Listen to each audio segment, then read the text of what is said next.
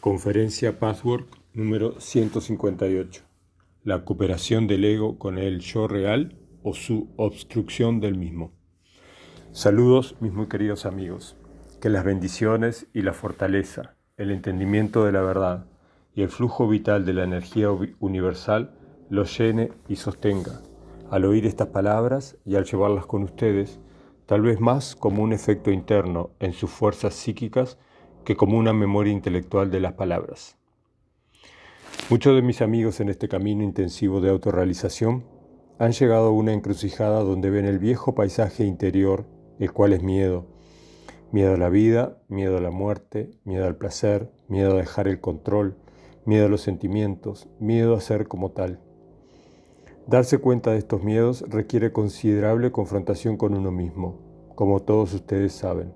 Generalmente están cubiertos, pero sin embargo existen.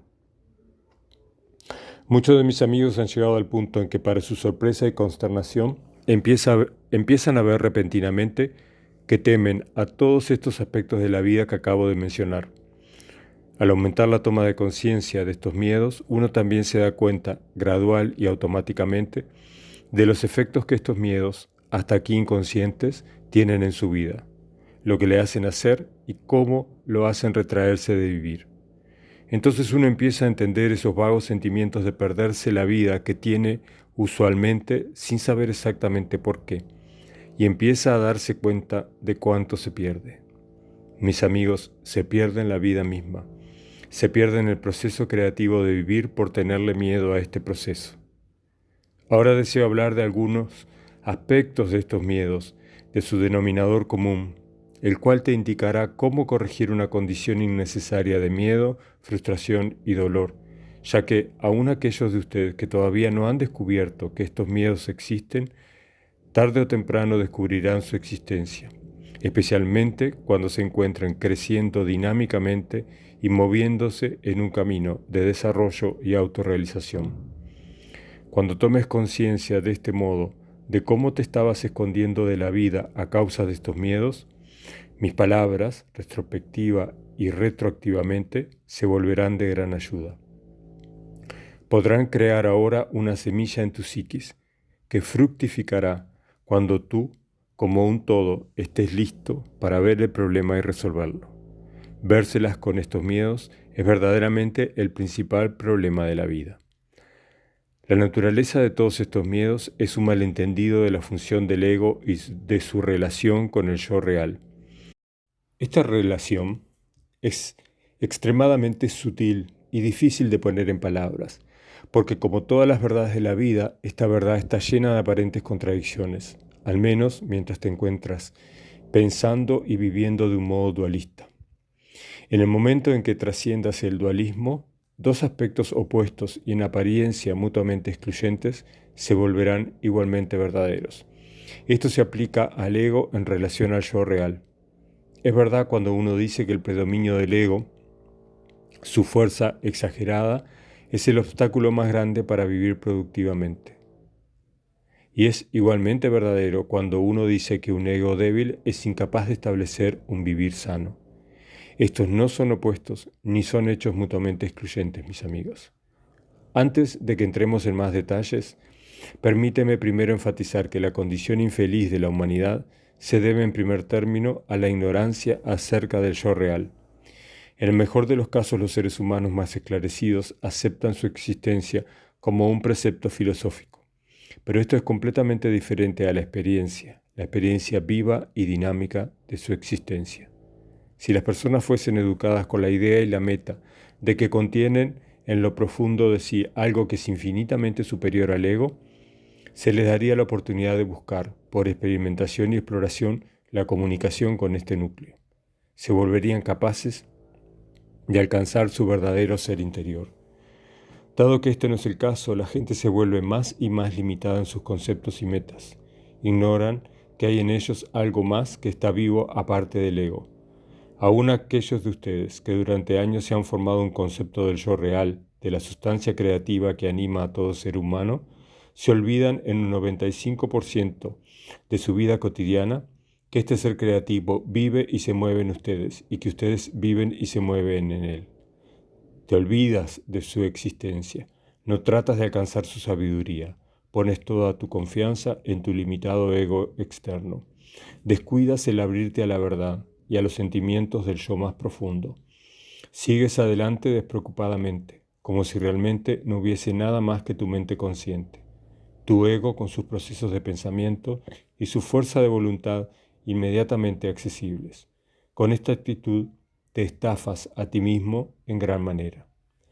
Tal olvido tiene inevitablemente varias consecuencias. La primera es la cuestión de la identificación.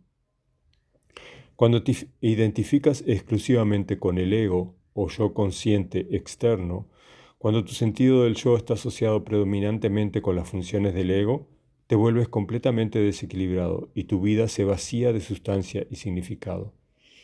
Dado que el ego no puede reemplazar ni acercarse de manera alguna a la riqueza de recursos del yo real, es inevitable que tales personas, y esto comprende la mayoría de los seres humanos, se vuelvan tremendamente miedosas e inseguras. Habrán de sentirse deficientes, y su sensación de la vida, del vivir, del yo, habrá de volverse muy chata e imposible de disfrutar. Entonces se buscan a menudo frenéticamente placeres sustitutos que son huecos y te dejan exhausto e insatisfecho. El ego no puede darle al vivir sentimientos profundos ni un sabor profundo, ni tampoco puede producir sabiduría profunda y creativa. El ego solo puede memorizar, aprender, recolectar el conocimiento creativo de otras personas, repetir y copiar. Está equipado para recordar, arreglar, seleccionar, decidir, moverse en cierta dirección, exterior o interior. Estas son sus funciones. Pero no es la función del ego sentir, experimentar profundamente y conocer profundamente, lo cual es ser creativo. Cuando digo creativo no me refiero meramente a la creatividad artística. Cada simple acto de vivir puede ser creativo, siempre y cuando sea activado por el yo real. Todo acto es no creativo cuando estás aislado del yo real, no importa cuánto esfuerzo pongas en él. De hecho, en el yo real no hay esfuerzo. Donde sea que el yo real se manifieste, existe el esfuerzo, pero es siempre un esfuerzo sin esfuerzo.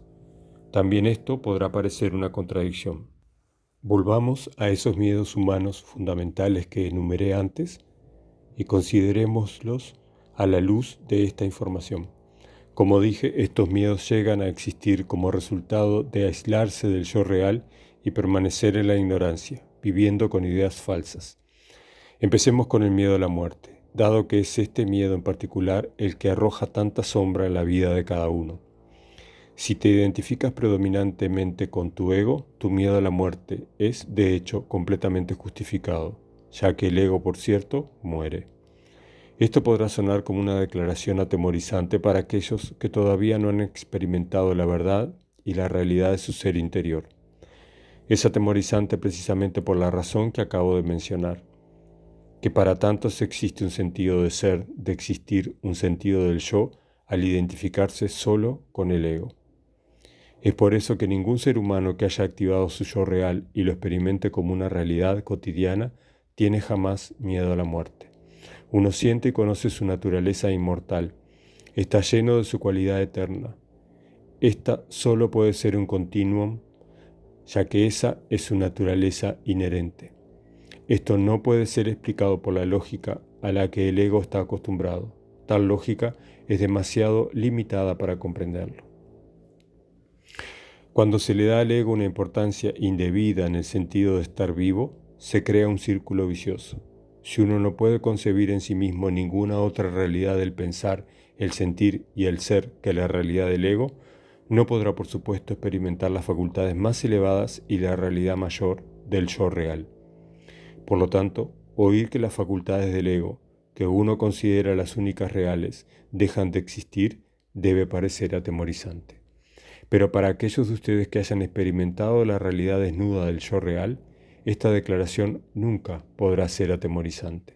Entonces sabrás perfectamente bien cuán inferior, fugaz e insuficiente es el ego comparado con la realidad del ser eterno interior, que habrás de experimentar como eterno toda vez que te encuentres con él.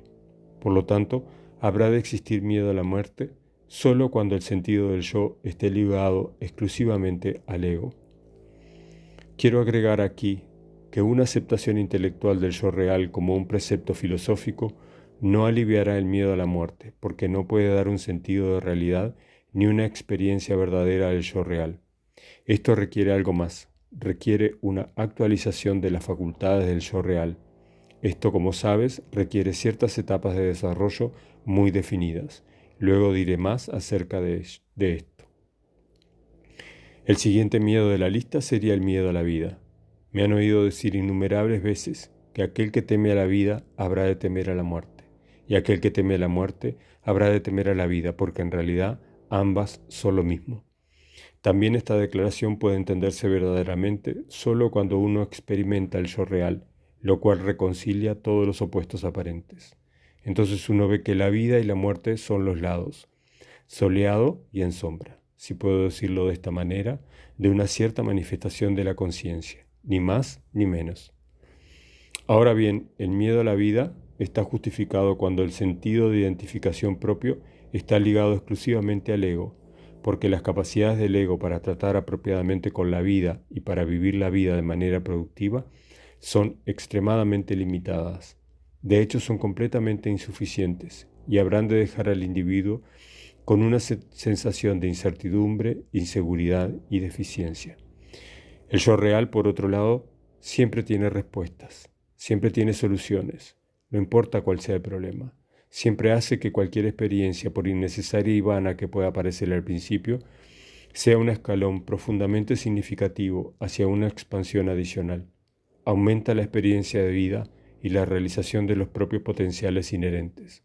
Por lo tanto, tiene la capacidad de volverte más vivo, más pleno y creciendo en fortaleza a un ritmo constante.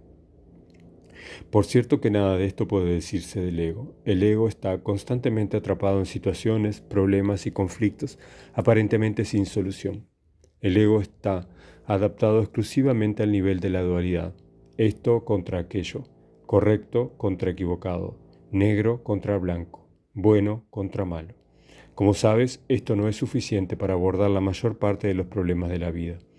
Aparte del hecho de que no se puede encontrar ninguna verdad si uno mira a un lado como negro y al otro como blanco, las dimensiones de estos problemas incluyen muchas otras consideraciones. El ego es incapaz de trascender el nivel dualista y de armonizar la verdad de ambos lados, por así decirlo. Por lo tanto, no puede encontrar soluciones y está perpetuamente atrapado y ansioso. Es así que una identificación con el ego trae consigo automáticamente miedo a la vida. El próximo de la lista podría ser el miedo al placer.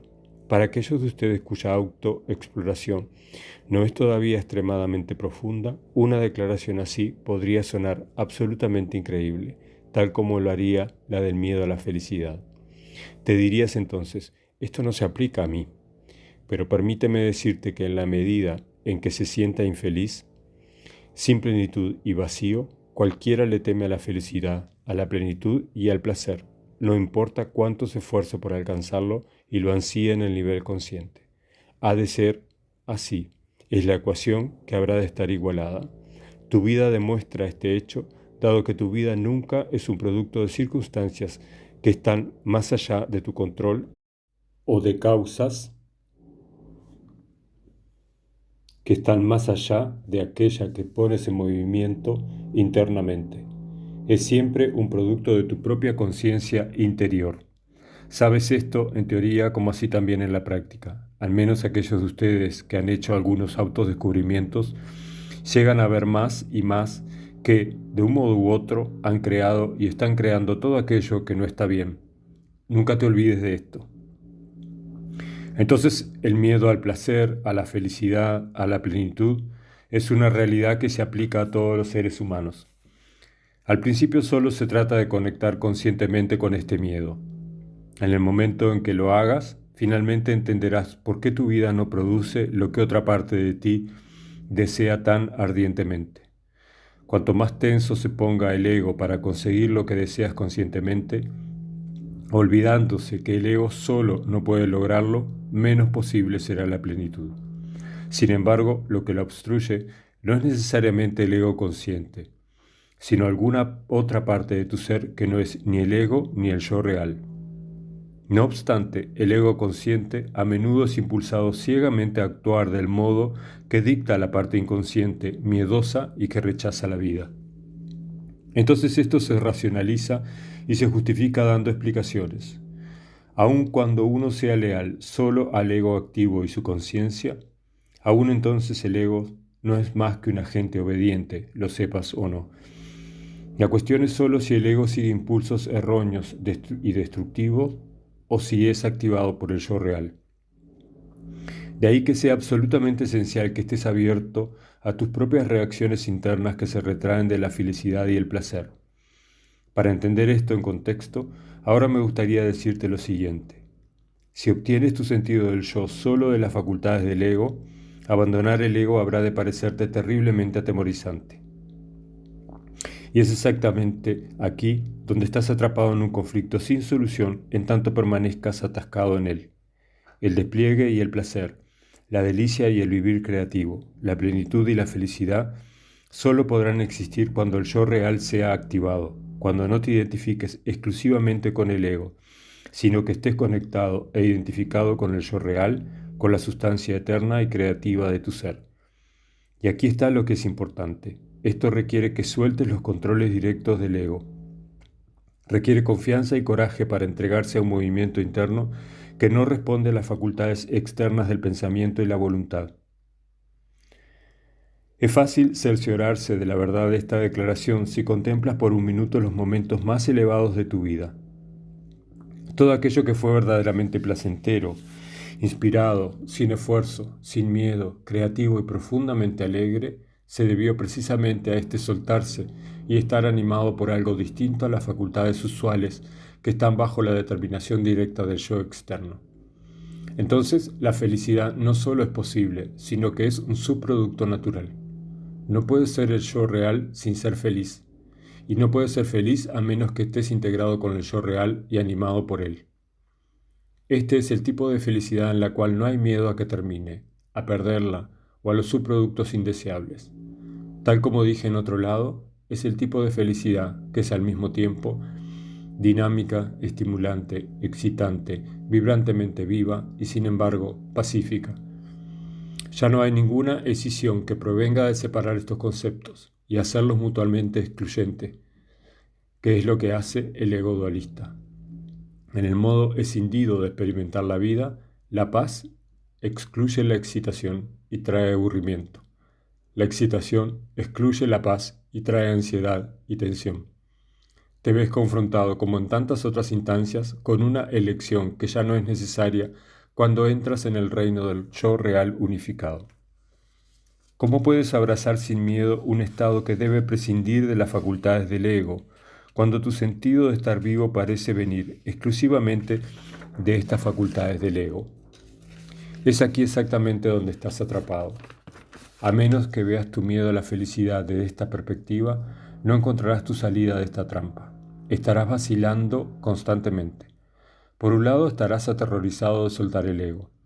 Por el otro estarás constantemente en un estado de mayor o menor desesperanza que podrás ser más consciente o menos consciente. Te rondará un sentimiento de perderte tu vida, de que te falta algo esencial, porque lo que es necesario para aliviar esta condición no podrá suceder hasta que no sueltes el predominio del ego.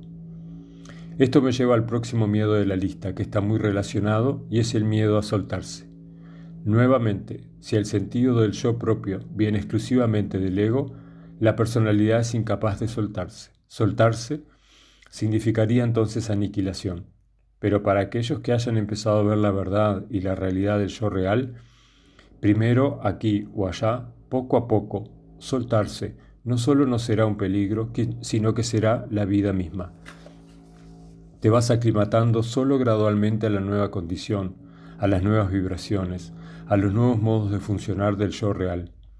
Pero por cierto que esto no es incompatible con vivir en un cuerpo en esta esfera terrenal. No es incompatible en absoluto. Significa simplemente una interacción armoniosa entre el ego y el yo real. Significa conocer las funciones del ego, tanto sus limitaciones como su poder. Volveré luego a esta cuestión. En primer lugar, me gustaría decir que toda vez que uno le tema al yo real, habrá de temerle a la vida y a la muerte, al placer y a la plenitud, a la felicidad y al despliegue, a los sentimientos propios y al proceso creativo mismo. En segundo lugar, es evidente por sí mismo que los sentimientos no pueden ser controlados por el ego. Aquellos que intentan hacerlo simplemente se engañan a sí mismos. Matan la espontaneidad y la libertad del yo real. Es por eso que los sentimientos nunca pueden responder a ningún deber emanado de otras personas o de uno mismo. Ocurren indirectamente y parecen tener vida propia e independiente, sus leyes propias, su lógica y sabiduría propias. Harías mejor en explorar y entender esta ley y sabiduría en vez de negar los sentimientos y superponer sobre ellos tu endeble lógica del ego, ley del ego y pseudo-sabiduría, ya que los sentimientos son una expresión del proceso creativo mismo. Cualquiera sabe que tampoco este proceso puede ser forzado, solo puede ser alentado o desalentado, al igual que los sentimientos. Los sentimientos y el proceso creativo son movimientos internos que también llamo movimientos del alma.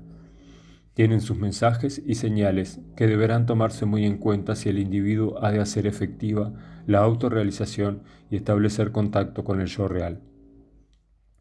El yo real exuda y transmite un flujo vital de energía que consiste en muchas corrientes distintas. Es lo que llamo usualmente la fuerza de vida.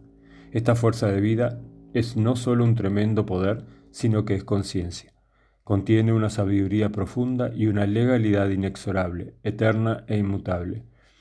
Es necesario explorar y entender estas leyes. Tal entendimiento enriquece la vida de la manera más maravillosa hasta un punto que no puedes imaginar. Negar el intenso éxtasis de esta fuerza de vida que se manifiesta en todos los niveles de la existencia, en algunas áreas más intensamente que en otras, significa exponerse a varios grados de muerte. Abrazar esta fuerza de vida significa vivir sin muerte. La negación del placer supremo de la vida es muerte. El hecho de que el ego llegó a existir significa que la muerte llegó a existir. Ahora no puedo entrar en detalles acerca de esto porque nos sacaría demasiado de tema. Es suficiente con decir que el ego es una partícula escindida de la conciencia más vasta, que aún queda en todos los seres humanos. A menos que esta parte escindida se integre con su origen, se muere. Por lo tanto, escindirse y morir están relacionados, tal como reunificarse y vivir están relacionados y son interdependientes.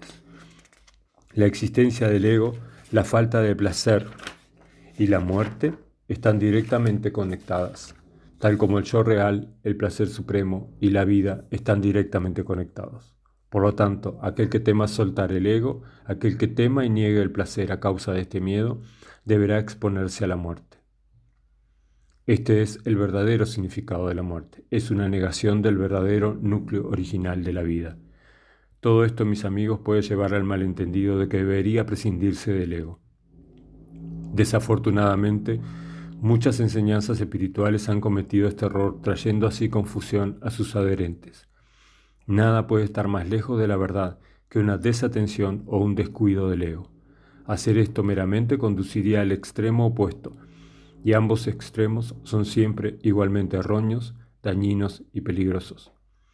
Las personas que a lo largo de una vida, a menudo durante varias vidas, han enfatizado demasiado su ego, con la idea equivocada de que esto no solo es más seguro, sino que es la vida misma, se cansan. Se cansan porque todo el movimiento del alma basado en un concepto erróneo es agotador por naturaleza. Hace que las personas se pongan tensas para aferrarse desesperadamente. Los diversos modos falsos de aliviarse de un ego tenso siempre significan el debilitamiento del ego. Si el ego es demasiado fuerte por un lado, inevitablemente será demasiado débil por el otro. Pondré esto en términos prácticos para ti que estás trabajando en este camino. En la medida en que temas soltar el control del ego porque creas en la falsa idea de que soltarlo te hará perder fuerza, en esa medida serás incapaz de hacerte valer porque tendrás miedo. Cuanto más capaz seas de entregarte a tus sentimientos, al proceso creativo, a las cualidades desconocidas de la vida misma, a una pareja, más fuerte serás.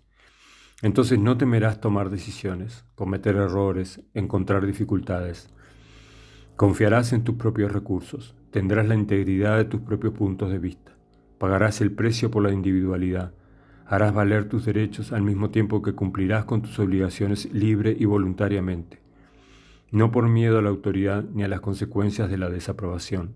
La fortaleza del ego de hacerse valer así de manera saludable hace posible la entrega de sí. A la inversa, la debilidad de un ego que teme ser responsable por sí mismo hace que la entrega de sí y por lo tanto el placer sean imposibles. La persona que habitualmente sobrecarga y agota las facultades del ego buscará entonces un alivio falso. Tal alivio falso puede tomar muchas formas. Una de las formas más burdas es la locura, donde el ego está completamente discapacitado. En casos menos burdos, toma la forma de manifestaciones neuróticas, en las que el ego es incapaz de usar sus facultades de fortaleza, individualidad y responsabilidad por sí mismo. O puede tomar la forma del alcoholismo, la drogadicción y todas las maneras artificiales de obtener alivio de un ego con una tensión excesiva que está privado de placer porque tiene demasiado miedo para entregarse al proceso creativo. Por lo tanto, es de fundamental importancia comprender cuáles son las facultades del ego, cómo usarlas y dónde están las limitaciones del ego. En el futuro entraremos en mayores detalles. Por el momento, todo lo que quiero decir es esto. El ego debe saber que es solo un sirviente del ser interior mayor. Su función principal es buscar contacto deliberadamente con el ser interior mayor, con el yo interior mayor. Debe conocer su posición. Debe saber que su fortaleza, potencial y función es decidir buscar contacto, pedir la ayuda del yo mayor y establecer contacto con él de manera permanente. Más aún, la tarea del ego es descubrir las obstrucciones que hay entre él y el yo mayor. Aquí también su tarea es limitada. La realización siempre viene desde el interior, desde el yo real, pero viene como una respuesta al deseo del ego de comprender y cambiar la falsedad, la destructividad y el error. En otras palabras, la tarea del ego es formular el pensamiento, el intento, el deseo, la decisión, pero su limitación está en la ejecución del pensamiento, del intento, del deseo. Después de haber cumplido su tarea de decidirse por la veracidad, la integridad, la honestidad y el esfuerzo y la buena voluntad, debe hacerse a un lado y permitir que el yo real pase adelante con su intuición e inspiración, las cuales marcan el paso y dirigen el camino individual. El ego debe una y otra vez seleccionar, decidir e intentar para seguir este desarrollo. Debe estar dispuesto a aprender del interior y a comprender el lenguaje más profundo del inconsciente, que al principio es bastante oscuro, pero luego se vuelve crecientemente más obvio. Debe aprender a interpretar tanto los mensajes del inconsciente destructivo como así también los del aún más profundamente inconsciente yo real, con toda su maravillosa creatividad y constructividad. El ego debe prestar al camino interior su apoyo de todo corazón, su esfuerzo en esa única dirección, su actitud más constructiva y su atención sin divisiones. Debe conocer su limitación en relación a la sabiduría profunda, el ritmo individual del camino, la coordinación del tiempo y la fortaleza para perseverar en tiempos difíciles y apelar a los recursos ilimitados del yo real. Debe desarrollar una delicadeza para sentir el interjuego sutil entre el ego crecientemente alerta y el yo real crecientemente manifiesto, de manera que pueda aprender cuándo ser fuerte y hacerse valer para superar la resistencia y exponer las excusas y racionalizaciones, y cuándo hacerse a un lado con una actitud más pasiva, escuchando y aprendiendo. El ego puede ser comparado con manos y brazos que se mueven hacia la fuente de la vida y dejan de moverse cuando su función ya no es otra que la de recibir.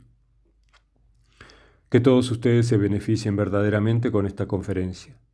Estúdiala en profundidad, medita acerca de ella, estudia frase por frase cómo se aplica a ti, medita con el deseo de usarla, no solo entendiéndola teóricamente, sino buscando verdaderamente esa parte de ti mismo que es eterna, que es en verdad suficiente, y es que está siempre en maravillosa y extática delicia, porque este es tu derecho de nacimiento. El precio es algún esfuerzo para superar la pereza, la resistencia y los falsos mecanismos de seguridad.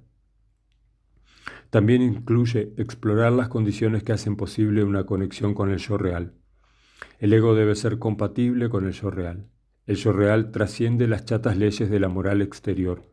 Por lo tanto, deberás tener el coraje de estar en tu propia verdad en vez de ser leal a la opinión pública, a una autoridad, a la sociedad en general. Tal sumisión solo ocurre a partir del miedo y la codicia, la cobardía y el oportunismo. De aquí que la moral exterior no es necesariamente un signo de real moral interior. Sin embargo, el yo real tiene pautas de moral real extremadamente exigentes, de una naturaleza mucho más profunda que las de la moral exterior. Uno debe ver en qué lugar del alma existe egoísmo, crueldad, egocentrismo, codicia o deshonestidad, aunque sea en una forma diminuta. Cada partícula así, por más diluida que esté por la bondad genuina, es un obstáculo en el camino, particularmente cuando no es reconocida, cuando es negada o disculpada. Si te haces trampa a ti mismo tratando de hacerle trampa a la vida, te haces incompatible con las leyes y el poder de tu propio ser creativo más interno. Entonces, descubre las áreas en las que haces trampa. Podrán estar escondidas, por cierto, pero siempre existen en la medida en que haya infelicidad y descontento, y por lo tanto en la medida en que estés separado de tu yo real. Permanezcan en paz, sean benditos, permanezcan en Dios. Fin de la conferencia. Password número 158.